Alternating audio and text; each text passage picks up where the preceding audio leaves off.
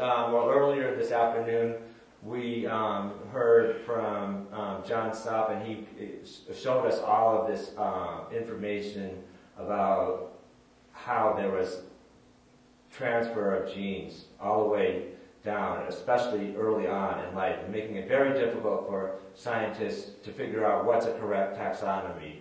No longer just plants, animals, and minerals, and chaotic infusoria, as Linnaeus had it, or plants, animals, as many people still divide life, but now we have plants, animals, and fungi, and all these things are changing. There's a paper out that 70% of the genes in our body are viruses. But anyway, what was interesting about this from a sort of philosophical perspective is it looked like the more you find out about it, instead of coming to the end, the doors just open up bigger and bigger. So it's as if in the search for knowledge, we open onto a kind of infinitude. And that, I mentioned that because that's reminiscent of the structure of my talk, which is an Abecedarium. It's difficult to pronounce. Abecedarium, of Abecedarium or Abecedarium. And I have a friend who emailed me when I was working on it. I said, "Are you still working on that stupid Abecedarium?" I said, "Why don't you use L for lame?" So, but it is similar, I think, in structure. To try, well, my original idea was to do an attempt at a philosophical summation of her ideas, and they're so broad, and we don't know how they will evolve into the future. How, for example, Carl Rosie's taxonomy and Lynn Margulis' taxonomy will merge and mutate themselves in the future history of ideas. Everything is in flux. Everything is dependent upon how we look at it, and we can't see the fullness of time. So, one of her favorite philosophers, Alfred North Whitehead, who we heard mentioned a couple of times earlier today, made an interesting point about the relationship between finity and infinity. And he said Plato, he wasn't wrong in focusing on the infinite realm, but what was wrong is that philosophy made this mistake to fetishize infinity. Infinity is a fact, like finitude, and you have to have both of them, and they're in relationship with each other at all times. And I thought that was a fascinating little comment that he made. So in this PowerPointless conversation, each of my letters is sort of like an organism that relates to itself, but it also relates to the other ones in a sort of holonomic network. And because they're just sort of arbitrary letters, they don't pretend to say everything, obviously, that could be said, but they also remind us that everything is a whole, but it isn't necessarily limited. So with that, I'll give you one more chance to leave the room of your own volition. Okay, the first is A, autopoiesis. That's my first entry. But I say A is for Abecedarium, not just any Abecedarium, but this one, which is a kind of Borgesian book of sands, caught on a wing, a Heraclitean flux, stabilized, a fossilized thought stream that could have been otherwise. Science fiction writer Philip K. Dick confessed that his plots came to him suddenly, not in parts, sequentialized as stories, but all at once. Nabokov, after ruining his eyesight dissecting the genitalia of blue Lepidoptera at Harvard's Museum of Comparative Zoology, where he recorded his close observations on index cards, turned to a similar method of composition for his later novels, beginning with Lolita. He wrote down scenes, observations, turns of phrase, and enchantments on index cards without regard to chronology. He confessed, he said, that he did not believe in time. Nothing could be more temporal than evolution, but it too is a kind of story, requiring the scientific equivalent of a novelist to bring it alive, to reconstruct scenes we never directly experienced. And this task has an imaginative component. It is not pure memory. It is imperfect, like the human mind. It is, to remember, this imperfection of life's memory, which is also the naturalist's imagination, and to recall my mother's beloved passion for reconstructing the evolutionary past as well as to foreground a necessary and productive incompletion in any summary of her work, which today is only a seed of what it will become, a shadow cast by the future, that I have chosen to gloss her contributions in an abecedary form. In their different ways, Dick and Nabokov seem to have a feeling for the whole, a whole that can only deliver in sequential form, the same seems true of my mother, Lynn Margulis. If you knew her, you will remember her non-stop energy, her run-on sentences, her mitochondrially derived energy devoted to discovering and discussing mitochondria's bacterial origins, her flashing green eyes, her enlistments and enrollments of others in minor tasks and giant projects, the near indefatigability that led her to get in several car wrecks, not from drinking, but waking, from being awake too long without giving it a rest. None were serious. The indefatigability lives on in these words courtesy of my mitochondria, which are hers, her direct progeny, since these former symbionts are matrilineally descended, my father's powering his sperm, but never making it into the fertilized ovum, which ontogenetically transformed into me. I remember a child exhausted by her. He asked if he could take a nap. Yes, she tired out children. As her Spanish colleague, Carmen Chica, humorously wrote, "Descansar en paz, imposible, eso no puede ser. Rest in peace, impossible. Lynn, no way." And it's true. She, who kept so many occupied while alive, has left mountains of unfinished projects in her passing. A is for autopoiesis, from Greek words for self-making, a concept introduced in 1972 by Chilean biologists Umberto Maturana and Francisco Varela that, according to Wikipedia, explains the essence of living systems which display, quote, various biochemical components such as nucleic acids and proteins that via an external flow of molecules and energy produce the very components which in turn continue to maintain the organized bounded structure that gives rise to these components. Life, with some friendly help from the environment, makes itself. If you doubt this, consider that as a Wikipedia editor, I could change this definition, helping to produce the very definition of autopoiesis that I described. And the only reason that I am, parenthetically, and have that, I'm able to do that is because anybody can do it, you can sign up, but they had a list of my books and they had co-authors for books that were single authors, so I had to go on there. Once I went on there, I started just willy-nilly going to other entries and just changing them around. I made an entry in deconstruction. Good luck trying to find it if it's still there. But yeah, it's kind of fun. Lynn was a big fan of autopoiesis, the concept. Perhaps it was her appreciation of life as a system, a chemically complex whole in contradistinction to its truncation, its increasingly popular characterization as merely a genetic system of replication. What is the difference between a live bull and a dead one? Chemically, they may be all but identical, but the functional organization of the latter has departed. It no longer produces itself. A is for autopoiesis, indicating her appreciation of an abstraction for a very important aspect of life, perhaps even its essence, more basic than reproduction, and having to do with informational and causal closure, of which metabolism is a biological instantiation. There's much to like about autopoiesis, but when I first read Maturana and Varela's Autopoiesis and Cognition, I found it to be the most turgid book I'd ever read. It's true I had not yet read Derrida's Grammatology. I am not against difficult texts, far from it, but I believe the fancy rhetoric of autopoiesis can obscure a simple, crucial point, even as it points to it, that life is a metabolic phenomenon. Metabolism increases the production of entropy, the delocalization of concentrated energy mandated by the second law of thermodynamics. We hear this even in the common language. To live, rather than merely exist, means to be active.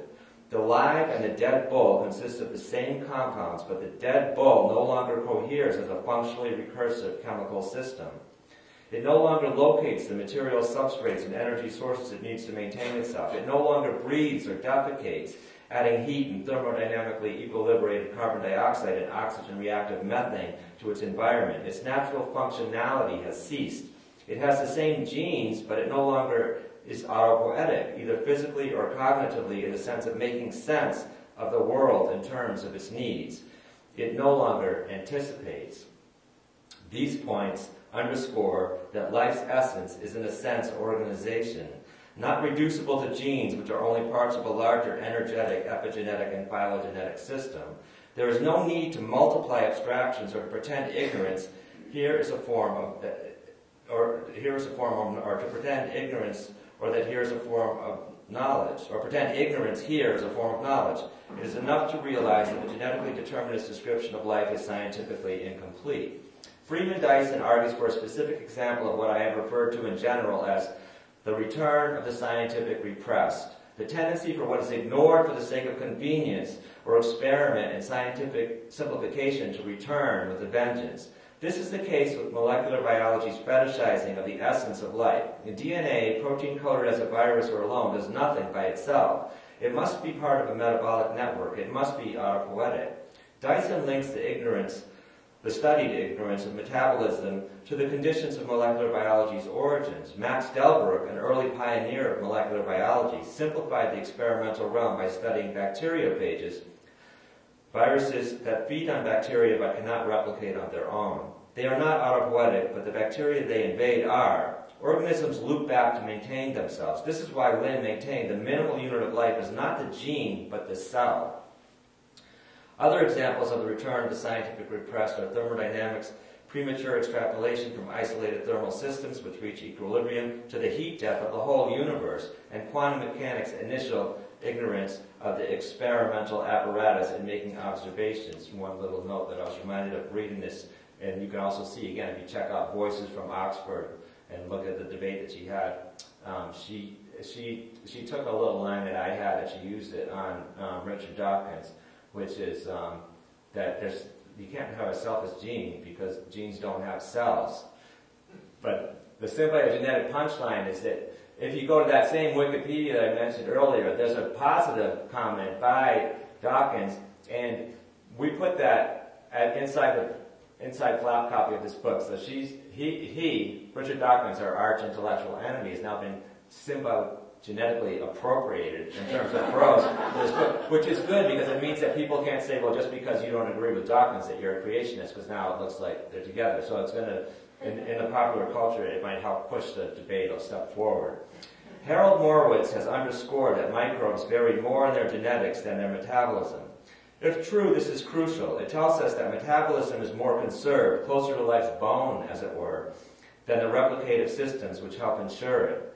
This makes sense because non-reproducing complex systems like life, also require external energy sources on which to feed and self-maintain.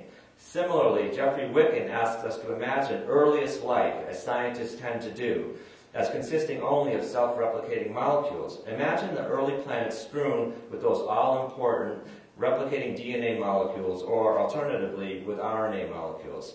But if replicating nucleotides preceded the first cells, what would be the advantage in slowing up their naturally selected replication process by evolving whole cells? This would be like an Olympic runner voluntarily handicapping himself by wearing a potato bag over his feet. Wicken's thought experiment shows that metabolism logically precedes genetics. The abstraction of autopoiesis implicitly underscores this. My mother's embrace of the concept helped her in her battle against the theoretical excesses taught as Darwinism, but better parsed as neo-Darwinism, which is another entry which I won't read you. Thank God for small favors in this Abecedarium. She considered Gaia, QV, which I also won't read you, a selective force, and the cell, the unit of selection. The biosphere displays physiological behavior in its modulation of atmospheric chemistry, global mean temperature, marine salinity and pH, and other variables. Autopoiesis offers conceptual help because the idea of a physiological Earth, for which Lovelock showed there's evidence, is anathema if natural selection is required to explain biotic complexity. Closely allied to the notion of self-organization, autopoiesis focuses our attention on the whole, on the Earth as a life system, and this is part of its philosophical charm. Autopoiesis refers to the informational closure of entities that maintain themselves, away, we might add, from thermodynamic equilibrium. Chemical systems continuously making themselves from the environment and their own parts, all organisms are autopoietic. And so, in her reckoning, was Gaia, although she did not consider it, as we've heard earlier, an organism. My reluctance to fully embrace the concept is because it seems unnecessarily abstract and jargony, a distinction without a difference from metabolism, and therefore guilty of what Whitehead might call misplaced concreteness. I'm not sure autopoiesis tells us anything that metabolism doesn't. And my concerns over its use as jargon seem confirmed by the recent effort of Terence Deacon to move beyond what he considers the limited utility of autopoiesis by formulating a theory of autogenesis. More than one published reviewer has confessed to not being able to read Deacon's jargon-filled book, Incomplete Nature, which even refers to its own tortured prose. And the philosopher wrote in the New York Times Book Review said it ruined his summer vacation, and that he also didn't finish it, and they still let him publish a review. Ironically, however, this rhetorical self-reflection of Deacon's about his own tortured prose can itself be interpreted as an example of autopoiesis, a concept of which metabolism is the only known real-world biological example, but which correctly argues that in matters of cognition, perception, and perspective, including the scientific endeavor itself, we are always referring to, reinforcing, and reintegrating ourselves in a tautological, self-referential field. Phew, I hope they're not all that long. Bacteria. My mother, in what I later realized was the initial move in a classical example of Derridian deconstruction, reversed the classical metaphysical diad that pictures us atop nature, anthropocentric, superior, with bacteria, germs as pathogens, our inferiors, things to be wiped away and destroyed with Lysol. I was complicit with her in this great adventure. She repeated that Darwin avoided the terms higher and lower, and so should you. All present-day living beings have spent precisely the same amount of time evolving. It might be tempting in these days of molecular biological prowess and verdicts reversed on the basis of genetic analyses to think evolution can be objectively measured with reference to gene comparisons from a baseline. But data such as the greater number of genes in dandelions and potatoes compared to humans puts to rest this too simple notion.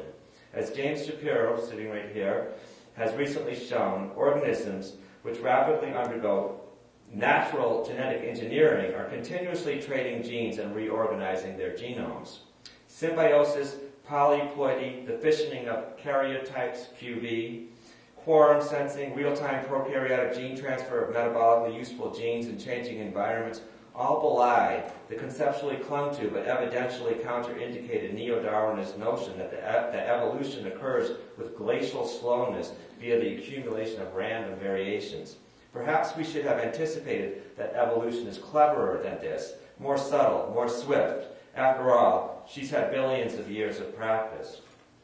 Eshel Ben Jacob, who contributed to Lynn's last edited anthology, Chimeras and Consciousness, about how minds and thinking and perception come from other organisms and are already present in them in varying degrees and mix together to form our consciousness and those of other animals, catalogs multiple examples of bacterial learning, intelligence, and living architecture. Lynn emphasized that most of our dry weight is bacteria. The aerobic respiring bacteria ancestral to your mitochondria, she argued, were similar in their invasive, infectious lifestyle to Vampirococcus and Vitello-vibrio. They got trapped in anaerobic cells, now classified on the basis of their RNA as archaea. A model for this primordial host of the cell that would become the eukaryotic parent is thermoplasma, an acid and heat-tolerant archaean poisoned by oxygen, an extremophile. It would have been able to withstand extremely hot temperatures like boiling springs. It would have benefited in an atmosphere newly steeped in reactive oxygen by keeping alive its invasive oxygen users, these pathogens that invaded it. The cyanobacterial ancestors to the photosynthetic parts of red and green algae and plants benefited from a transparent mobile living house, a kind of greenhouse recreational vehicle. It worked wonders for them, allowing them to bask in the sun and have their needs taken care of for fairy tale ever. Only this wasn't a fairy tale. It was the most successful corporation the world has ever seen. Neither apple trees nor Apple computers would be possible without it. Archaea deployed cyanobacteria, energized by respirers able not only to detoxify but use reactive oxygen for an energy source, took over the world. We tell this story in microcosmos, which plays games with agency. Thus, bacteria, which laid the groundwork for animal evolution, also arrived with Neil Armstrong, billions of them enjoying the comfort of his gut as he bounded on the lunar surface 230,000 miles from home. The bacteria-eyed view of nature is an antidote to humanism on the one hand and genetic determinism on the other. The organism becomes central, and its oldest example, the prokaryote, is ancestral. Bacteria and archaea symbiotically merged to make eukaryotes, grew and evolved in clones in meiotically alternating generations to become fungi and animals, which diverged about 600 million years ago, and then plants. After some fits and starts, bacteria made people, which may be another dead end. But they will go on. She liked to quote, from the vantage point of the biosphere, the lines from the popular song written by Milton Kelham, "Got along without you, before I met you, gonna get along without you now." Her view was a profound blow to human-centeredness, not only of the classical theistic, but also of the evolutionarily zoocentric and histrionically environmentalist kind. If we are not the highest form, neither are we uniquely dangerous or destructive. After all, before all of the 5 recognized mass extinctions was a chemically still more shocking biospheric die-off that was engendered by life itself. The all-natural evolutionary rampage resulted from rapidly growing blue-green algae, cyanobacteria, that mutated to use hydrogen as a source of water and electron donor in photosynthesis. The result of this was free oxygen rocketing up from less than 1% to more than 20% in our atmosphere, in a biosphere full of organisms that had not yet evolved to detoxify it, let alone employ it. This reactive redox gradient produced by this green sludge is a waste. It's air pollution. It was a pre-human innovation adapting to this waste. It built up 1/5 of our atmosphere and still does. That is still way beyond the reach of our nanotechnologists, computer scientists, and industrial engineers. Photosynthesis, which evolved more than 2 billion years ago, is still the most important innovation in evolutionary history. This is a bacterial planet. In Wonderful Life, Stephen Jay Gould commented that nothing happened on Earth for ever so long before the Cambrian explosion. As she wrote, quote, Richard Dawkins, John Maynard Smith, George Williams, Richard Lewontin, Niles Eldredge, who's also in this book, by the way, and Stephen Jay Gould all come out of the zoological tradition. They deal with a data set some 3 billion years out of date. They codify an incredible ignorance of where the real action is in evolution, as they limit the domain of interest to animals, including, of course, people, end quote. But in the end, we do not need to feel inferior to bacteria any more than we should have felt superior to them. We are not separate from them. We are one of the sorts of beings that they have become.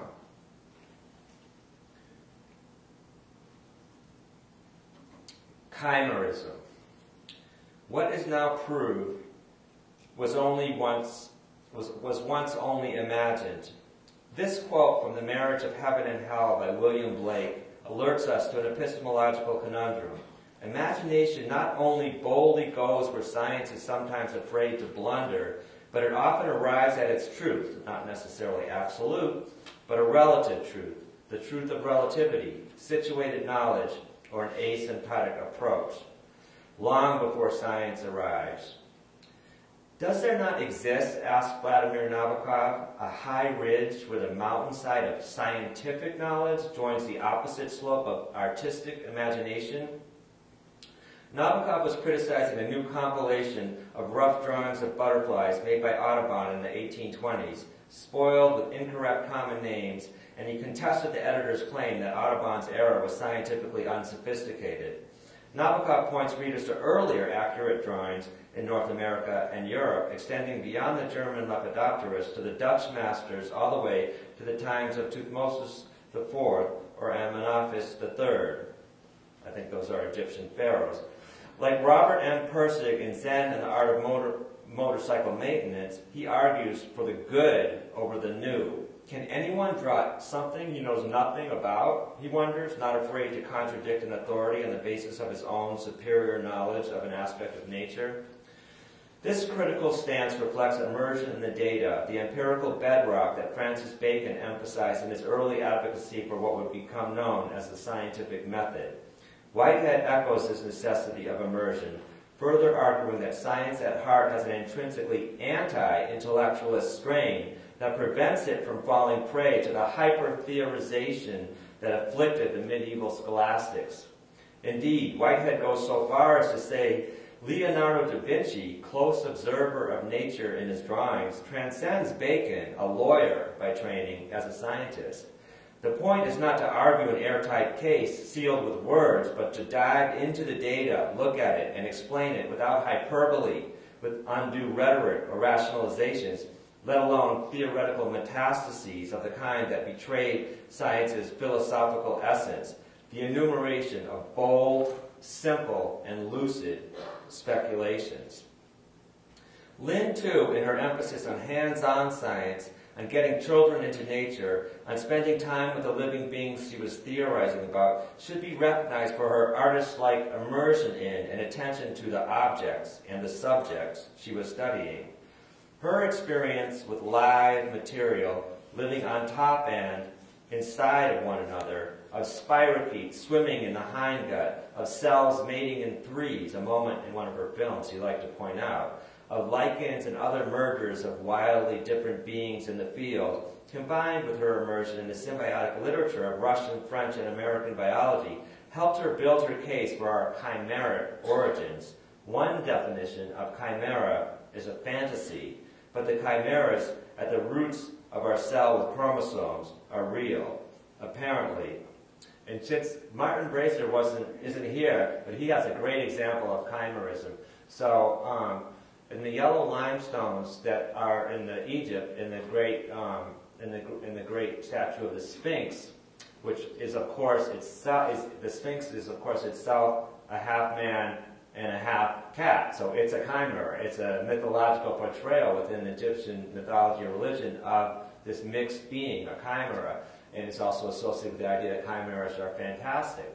But if you actually look, as he shows, at the composition of the stones, they're full of these things called nummulites, which are coin stones, which are little, they can be cells, and they can be as big, I think, as like a dime or a penny. Most of them are smaller. Well, these are from ocean microbes called foraminifera. And it turns out that many of these foraminifera have symbiotic relationships. So they have diatoms and dinomastigotes living inside them. So what that means is that this imaginary being in the deserts in Egypt is carved out of stuff that's made out of real beings that are mixed. And so it's not just a fairy tale. The quote, persistence of fetal cells in the mother after birth without any apparent rejection is called microchimerism. In 2011, it was found that fetal cells engraft in the maternal bone marrow for decades after delivery and are able to migrate to blood and tissues. In other words, cells of the baby stay in the mother after it's born. This suggests that when she died, she took some of my fetal cells with her. Apparently, she was part of me. Our partnership was not just literary, but literal, genetic.